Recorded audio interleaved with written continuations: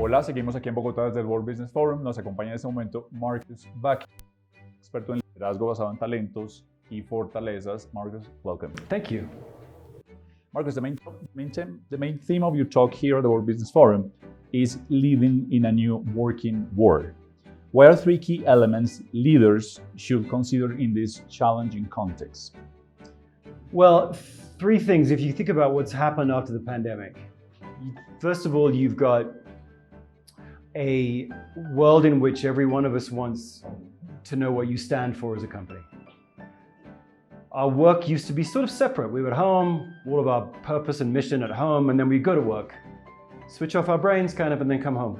Well, now, of course, we've had 2 years of where work and home and work and home and work and family are all mixed all up together. So now we know that it's not work-life balance. Work is just a part of life. And so all of us want to make sure that we have a work experience that has meaning in it. We can't really just go and punch the clock. So for leaders, what does your company stand for? Elon Musk has just bought Twitter, and he can't figure out what the company stands for. Is it a free place of ideas, or is it a place where you have to pay for your blue check mark? He needs to get clear on that really quickly, because we need to know what a company stands for. Second, trust. One of the things we learned all the way through the pandemic is that we're grown-ups. We can be actually trusted to figure out how to take our grandmother to the dentist and still do our work and feed our kid. We can manage our time. Fancy that.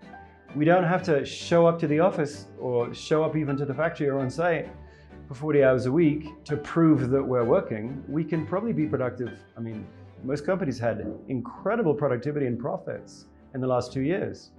So we are grown-ups and we want you to treat us that way.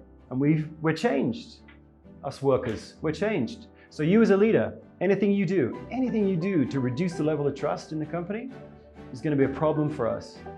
Particularly when labor markets are tight and we can choose where to work.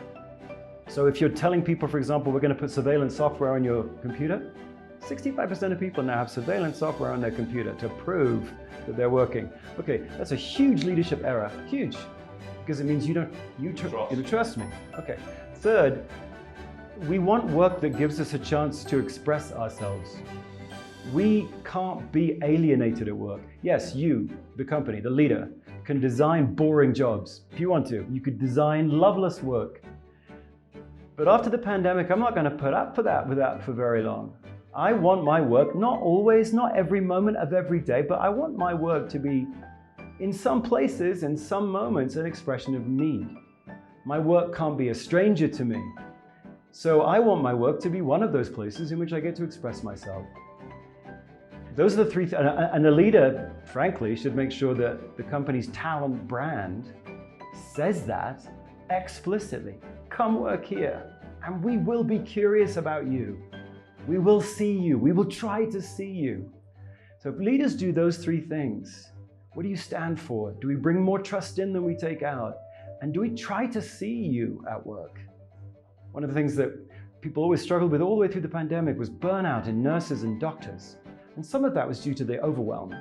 But some of it's due to the fact that when you go to work as a nurse, there's one nurse supervisor to 60 nurses. That's the average. Even here in Colombia, 1 to 60. Well, you can't see 60 nurses if you're one nurse supervisor. No wonder these nurses are burning out.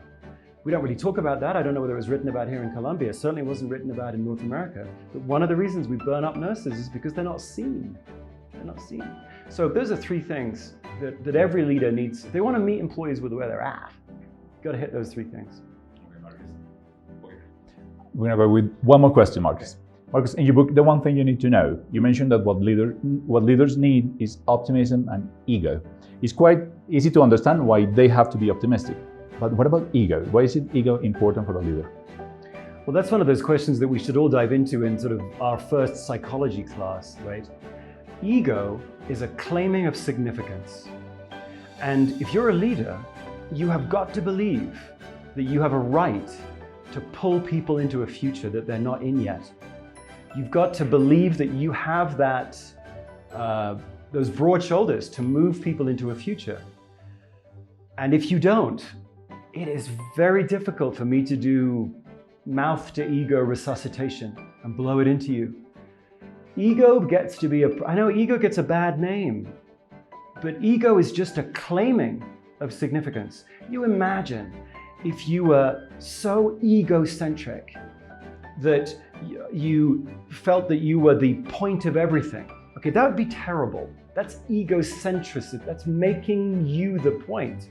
But if you don't make you the point, if you just say, no, I have a contribution that is distinct and significant, and then you attach that contribution to a mission, to a purpose, to something outside of you, then that ego isn't egocentric. It's ego for the sake of making a better future. Heck, Barack Obama, you don't normally think of him as an ego-driven guy. Oh, Barack, you think Donald Trump, ego. But with Barack Obama, you don't think ego. But he wrote his autobiography at 33. Who writes their autobiography at 33? Marcus, I'm really sorry, but I'm gonna have to stop you there because they're waiting for you in the conference. All right. It was very interesting, so Yes. thank you very much.